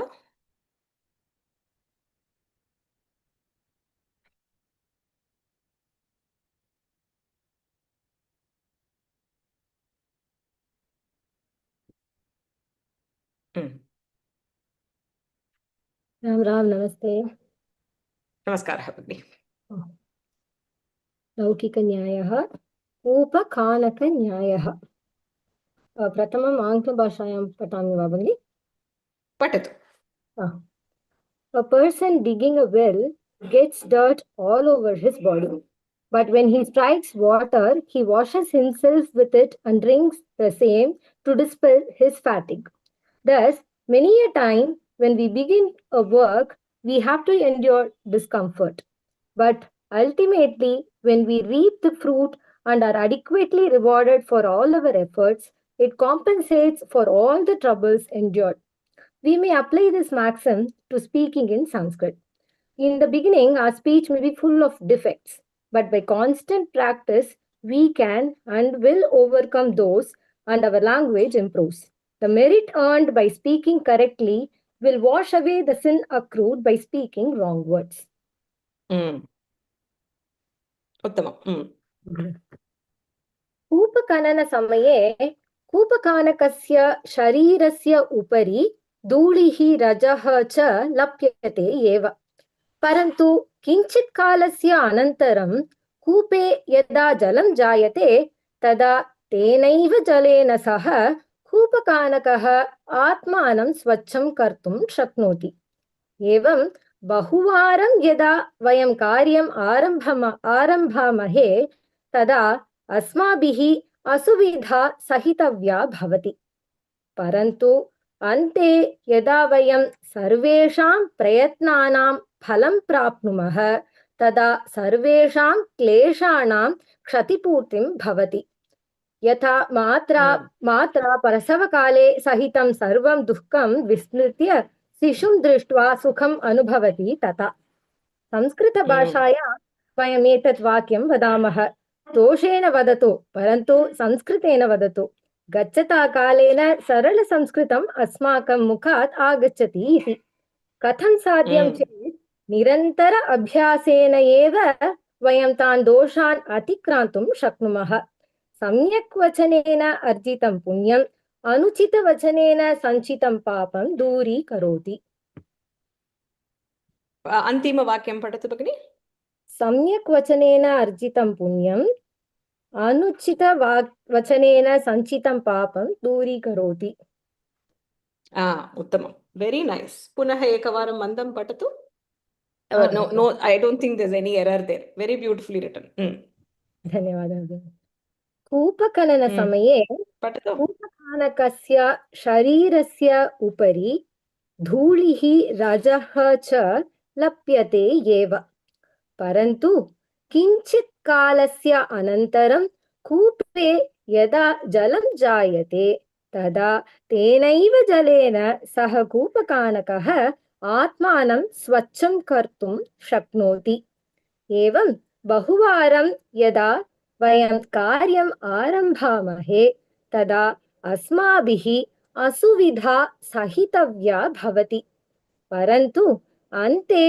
यदा वयं सर्वेषां प्रयत्नानां फलं प्राप्नुमः तदा सर्वेषां क्लेशानां क्षतिपूर्तिं भवति यथा मात्रा प्रसवकाले सहितं सर्वं दुःखं विस्मृत्य शिशुं दृष्ट्वा सुखम् अनुभवति तथा संस्कृतभाषायां वयम् एतत् वाक्यं वदामः दोषेण वदतु परन्तु संस्कृतेन वदतु गच्छता कालेन सरलसंस्कृतम् अस्माकं मुखात् आगच्छति इति कथं साध्यं चेत् निरन्तर अभ्यासेन एव वयं तान् दोषान् अतिक्रान्तुं शक्नुमः सम्यक् वचनेन अर्जितं पुण्यम् अनुचितवचनेन सञ्चितं पापं दूरीकरोति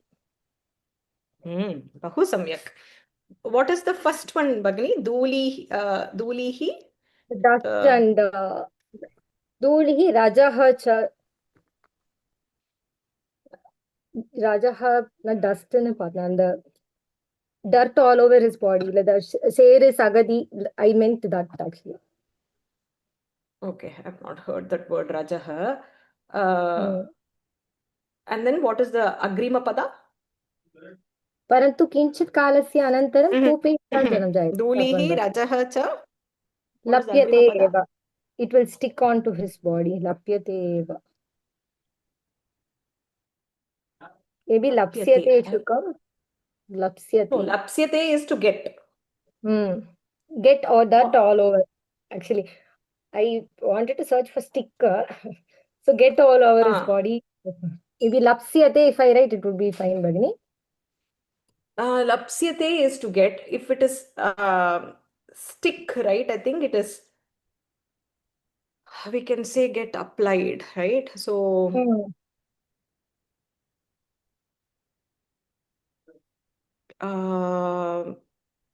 there is another kriya pada lipanti I think one second let's check okay bagini lipanti na lipati apalipyate varma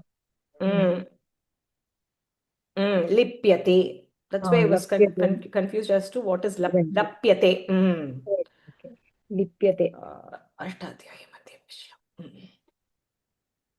Lali Achana so much changes last para applies but attempt it so stain it actually has the meaning direct meaning stain here lip is to stain that's what it means here right so limpati limpanti bhave karmani is lipyate lipyate so I change lapyate to lipyate now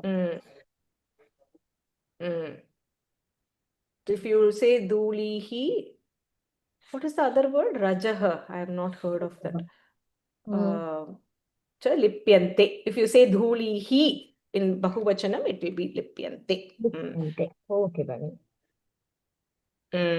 Bahu samyak Bhagini. Very beautifully written. Thank you. Ekanimasham. Let me share my padatu. यदा कश्चित् मानवः कूपं खनति तदा तस्य पाणिपादेषु सर्वत्र मृदु लिप्ता भवति तस्य वस्त्राणि अपि नश्यन्ति एषः मानवः मालिन्यं श्रान्तिः च अनुभवति कूपस्य खननेन महान् श्रमः निश्चयेन वोढव्यः किञ्चित् कष्टम् अनुभूय एव महत्कार्यं मानवेन साध्यते एतस्य कार्यस्य सिद्धौ महान् श्रमः भवति किन्तु तस्मात् कार्यात् यत् फलं प्राप्यते तेनैव सर्वः श्रमः निवार्यते अस्मिन् अवसरे कूपखानकन्यायः प्रयुज्यते एषः न्यायः संस्कृतभाषायाः सम्भाषणविषये अपि वक्तुं शक्यते आदौ वयं संस्कृतेन भाषणेन कर्तुं यदा प्रयत्नं कुर्मः तदा निश्चयेन अधिकाधिकं दोषाः भवन्ति कालक्रमस्य परिश्रमेण अभ्यासं कुर्मः चेत् सरलेन वक्तुं शक्नुमः वयं संस्कृतेन वदामः चेत् पूर्वं कृताः दोषाः अपि त्यक्ताः भवन्ति It's a very nice nyaya. You have to keep trying, and you have to keep trying until you reap the fruit. Reap the fruit. Bahu samyak Bhagini. Very good. Dhanyavada. Just wanted to mention about that Roma Harsham word, though that word is not given. I'm not in that particular shloka. The next, very next line is that Roma Harsham line which they had left out. I've not noticed many times, but in 3 places where we read and we also got some effect is this one, where Arjuna totally dejected. And sometimes we are so dejected, read this line, come on, wake up, we can say to ourselves one. Correct. Second time I have come across is where in Vishwarupa Darshanam, after seeing Swami's Rupam, Arjuna says, please change your form. At that time also he gets the same reaction. And Correct. in the last chapter, Sanjaya, after concluding everything to Dhritarashtra, he says with so much joy, aha, that time also same reaction he gets and it is reflected. So eppa padichalo and we get the same reaction and we become so overwhelmed with these verses. So just wanted to share that. Absolutely. I think this dejection that Arjuna is experiencing and the conflict that is experienced in mind, I think we all experience that all the time. Yes. Right? We are all Arjunas all the time in our life. What do we, even with I find parenting very, very tough. Especially for this generation, do you give the gadget or do you restrict the gadget? Do you give them freedom or you draw the boundaries? Where do you push them to pursue something or do you let them pursue what they want? If it's very, very, very, very hard. Guiding them also. Where to guide, we don't know. Should we let them figure it out or should we guide them? I mean, I find parenting extremely challenging, right? So where is that line? You want to be supportive, you want to be understanding, you want them to make mistakes. So it is a huge learning. And I have 3 children. With every child, I learned something very different because each of my children, they're very, very different. My son is totally different. Among the twins, my one daughter and other daughter, they're poles apart. So I think that conflict every day when they come and tell us something, should I tell them this is not right or should I let them figure it out? When they say, I don't want to go to class today, right? They all pursue different, their hobbies, but there are days when they are like, Amma, I don't want to go to class today. So should I push them to go saying that, it's okay, just 1 hour, or when they say, I don't want to go, do I just let them be? It is like a day-to-day conflict that I experience. Roller coaster ride. Oh, absolutely, absolutely. Yes, so much of emotional backlashes we ourselves go through within ourselves, which we cannot tell to anyone. And in adding on to these, all these things to be managed. Correct. So I have 3 teams, peak team. So it's very like how you want to be open, but where do you draw your Line. boundary, right? So Yes, I think correct. I feel like we are all Arjunas, and it's that time when he completely surrenders. It's this moment Yes, when he just the last one before Sanjaya says, "நீ என்ன சொல்றியோ நான் கேட்கிறேன் போ." That these both lines just reminds me of their conversation, and we have to leave it to God. But நீ பார்த்துக்கோப்பா. That has helped many times. It will help, definitely help. Just wanted to share all those 3 instances, at least those things that I came across. So sorry for the time for that. not at all. I think it is this moment, right, where he actually did that Sharanam Prapadye. He said, instead of seeing Arjuna as a bandhu or a mitram, he surrendered, saying, now you are my acharya, you tell me what to do. This is exact moment when he said, you know what, I don't know what to do, you guide me. Until then he saw Krishna in a very different form, or through different eyes, right? It's only at this moment in Bhagavad Gita, in the Yuddha Bhumi, he said, I don't know what to do. I take you, though you are my Sarathi, you are my Bandhu, you are my Mitra, I am going to surrender to you, you guide me. So that this moment is very important. And I think I echo the same thing with respect to Vishwarupa Darshanam Bhagini. In fact, I just listened to my son reading that. முன்னாடி எதுவும் புரியாது. இப்போ அங்கங்க கொஞ்சம் கொஞ்சம் I'm able to understand. I could just வரியா வந்து see, I cannot explain this at this moment. Then I may end up being I cannot express what the joy or what we perceive, listening to the shloka in our mind, the Rupam of Swami. Each individual should go through that experience. Then they can understand how much it is very close. I cannot express it in words. Yeah, when we learned Gita, I thought the least interesting probably would be the Ekadasha Adhyaya, which is the Vishwarupa Sandarshana Yoga, right? Because there's nothing, you're just seeing Krishna in huge form, big teeth, lots of teeth, lots of rupams, huge and all that. But interestingly, every person who was part of that class, I don't know if anybody is here who attended, every person who was part of that class, we found that to be extremely overwhelming. And that exact moment he says, Appa, enough, I can't take this anymore. That's what I was saying. Appa, this Romahishan part will come again. Correct. Appa, podum pa enala thanga mudiyala. Same thing happened here also. Appa, mudiyala pa. Same thing. And that is when you go back to God knows what to give us. Right? Sometimes we ask for things thinking that we will be able to take it. In fact, that is the message here. He says, I want to see Vishwarupa Darshanam. Krishna says, okay, fine. I will show you my Vishwarupa.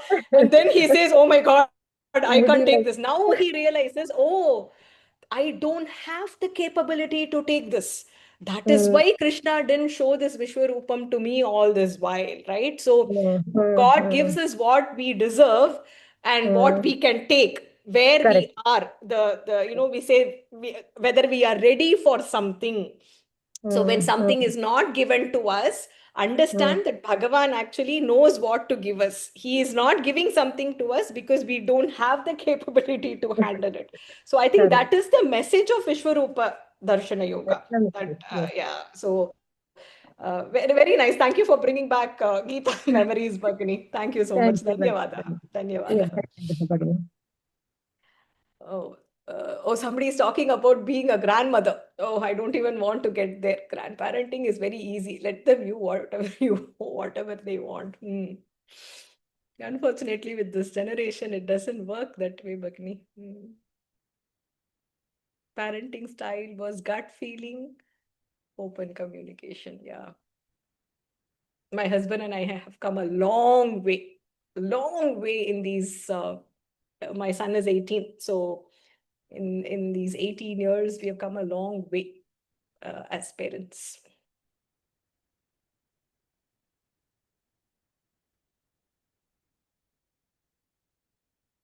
अस्तु द्वितीयन्यायः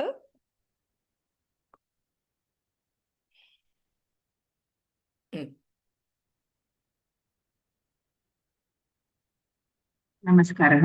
नमस्ते भगिनि। मात्स्यन्यायः प्रथमम् आङ्ग्लभाषायां वदामि। In oceans and lakes, many kinds of fish live. The bigger ones feed on the smaller ones. Similarly, the stronger men oppress the weaker ones and make a living in this world. Unfortunately, that is the real truth in this world as well. Anyway, संस्कृतेन वदामि। समुद्रे अथवा जलाशये विविधाकाराः मीनाः एकत्र निवसन्ति। केचन स्थूलाः तिमिङ्गिलाः, केचन लघुकाराः मत्स्याः च सन्ति। प्रकृतिनियमानुसारेण कदापि एवं भवति। तिमिङ्गिलाः मत्स्यान् गिलन्ति। एवमेव यत्र बलिष्ठः तेषां प्राधान्यम् उपयुज्य हीनं ग्रसते तत्र अयं न्यायः प्रयुज्यते। तत्र अयं न्यायः प्रयुज्यते। उत्तमम्। करेक्ट् भगिनि। इट् वास् वेरि नैस्। पठतु। समुद्रे खिन्नाः मत्स्याः निवसन्ति। तिमिः लघुमत्स्यः अस्ति। यः मीनः तिमिं खादति सः तिमिङ्गिलः इति उच्यते। समुद्रे बृहत् मत्स्यः लघुमत्स्यान् खादति। इतोपि बृहन् मत्स्यः बृहन्तं मत्स्यं खादति। एवम् अत्र मानवाः स्वबलम् आश्रित्य अन्येषां दमनं कुर्वन्ति। तत्र मात्स्यन्यायः प्रयुज्यते। Where you use your balam to you use your balam or authority or your your presence trying to suppress someone and use that opportunity to take that opportunity to for your own gain, then it is called the Matsya Nyaya. Very short and sweet, but it is so relevant, right? Pretty much every industry that you take. I don't know if I should say it, but I will say it in any case. The Me Too that happens is because of this. It's the power that one exercises over somebody else for their self, right? So very nice. Dhanyavadaha Bhagini. Samyak kritam. Oh, it's pouring here. Any questions? I think today I will skip the Punasmaranam. If there are any questions, we can take and we can conclude.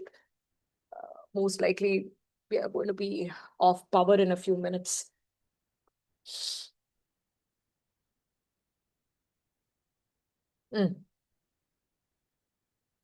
Bhagini, Sangrahya Vishyaha? Sangraha Vishyaha. Bhavati karoti va? Karotu Bhagini. Shamyatam. No problem. Panchakanya Stotram, the 5 chaste women. Ahalya Draupadi Sita Tara Mandodari Tata Panchakam Nasmarin Nityam Mahapataka Nashanam. If a man remembers the 5 chaste women, Ahalya, Draupadi, Sita, Tara and Mandodari every day, his sins are destroyed. Yaha, shall I read mine, Bhagini? Patatu. Yaha Purushaha Pratidinam एताः पञ्चसतीः अहल्यां द्रौपदीं सीतां तारां मण्डोदरीं च स्मरति तस्य सर्वाणि पापानि नश्यन्ति सर्वदोषेभ्यः विमुच्यते यः पुरुषः प्रतिदिनम् अहल्या द्रौपदी सीता तारा मण्डोदरी इत्येताः पञ्चकन्याः स्मरति तस्य पापानि नश्यन्ति. Ahalya. Who was Ahalya? Ahalya, the one who gets touched by Rama's feet. Draupadi, Sita. Draupadi, Sita. Tara is Valmi. I'm sorry, Vali. Vali's wife. And Mandodari is Ravana's wife.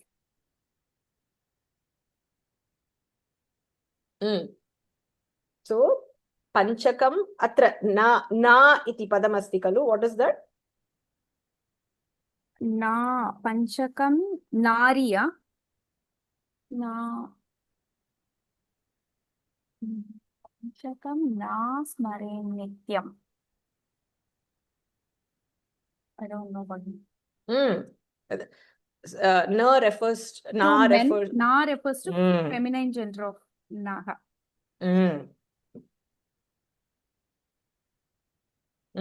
It is Nr Shabdaha. Na refers to the Purushaha. Yaha. Naraha. Naraha is the meaning there. Agree? The 10 avatars of Bhagavan Vishnu. Dashavatarivyah namaha. Matsyaha Kurmo Varahascha Narasimhota Vamanaha Ramu Ramascha Krishnascha Buddhaha Kalkir Namostute. O Lord, I salute you who has taken 10 incarnations, Matsyaha, fish, Kurmaha, tortoise, Varahaha, boar, Narasimhaha, a man lion, Vamanaha, Shri Ramaha, Parashuramaha, Krishnaha, Buddhaha, and Kalkihi. I'll read in Sanskrit. Matsyaha, Kurmaha, Varahaha, Nrisimhaha, Vamanaha, Bhargava Ramaha, Parashuramaha, Dasharati Ramaha, Shri Ramaha, Krishnaha, Buddhaha, Kalkihi cha, Etebhyaha, Sarvebhyaha, Bhagavatarebhyaha, Mama Namaskaraha. Ime tava divyaha avataraha santi, ebhyaha sarvebhyaha avatarebhyaha namaha. Namaha. He Prabhu, aham tvam namami yaha matsyaha kurmaha varahaha narasimhaha vamanaha parashuramaha Shri Ramaha Krishnaha Buddhaha Kalkihi cha iti dashavataran dharayati.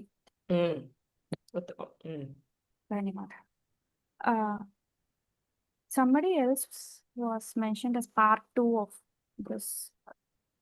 I don't know. Yes. First. Dhanyavadaha Bhagini. Dhanyavadaha Samyak Kritam. नमस्कारः Namaste Bhagini. उपमा कालिदासस्य भारवेः अर्थगौरवं दण्डिनः पदलालित्यं माघे सन्ति त्रयो गुणाः. अयं श्लोकः महाकवि कालिदासः भारविः दण्डिनः दण्डी माघः एतेषां कवीनां विशिष्टतां कथयति. वैशिष्ट्यं विशिष्टतां कथयति. कालिदासः उपमया प्रसिद्धः, दण्डी पद सौन्दर्यया प्रसिद्धः,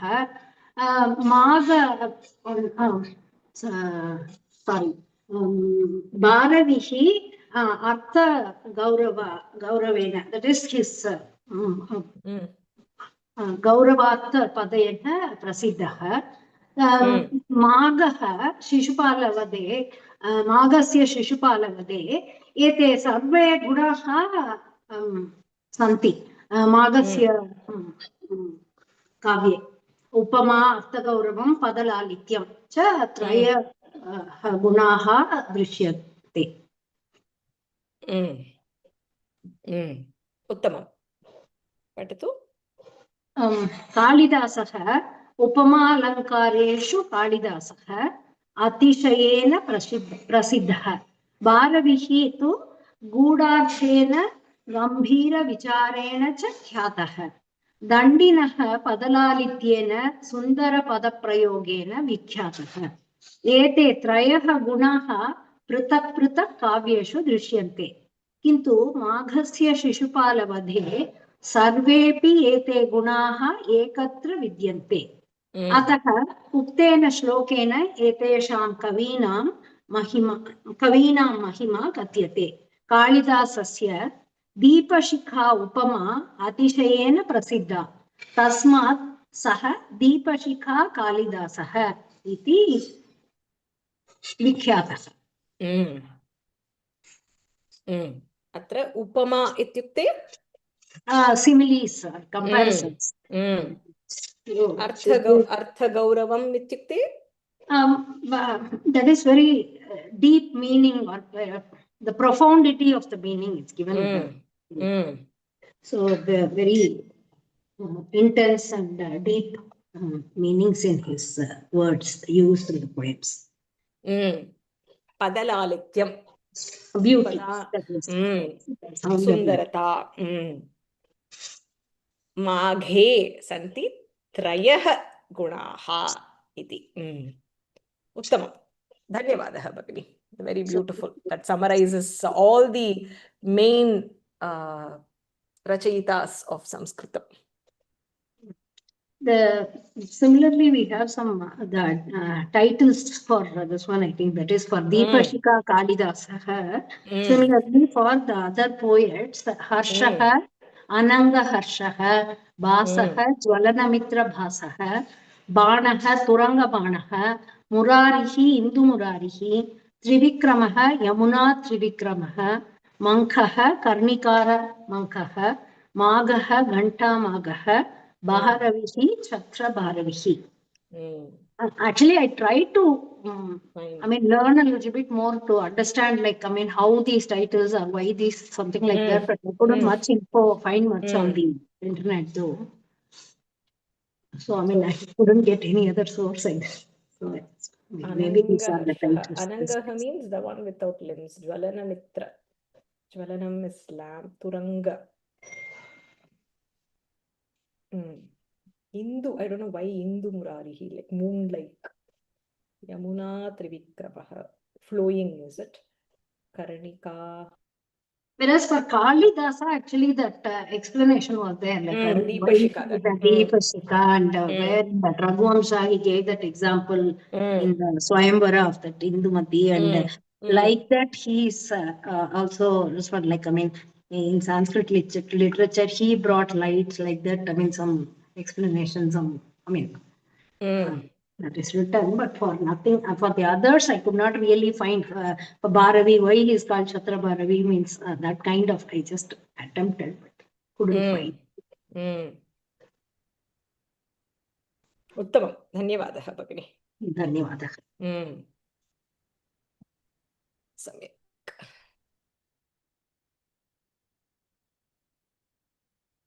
केऽपि प्रश्नाः सन्ति वा एनी अदर् क्वेश्चन्स्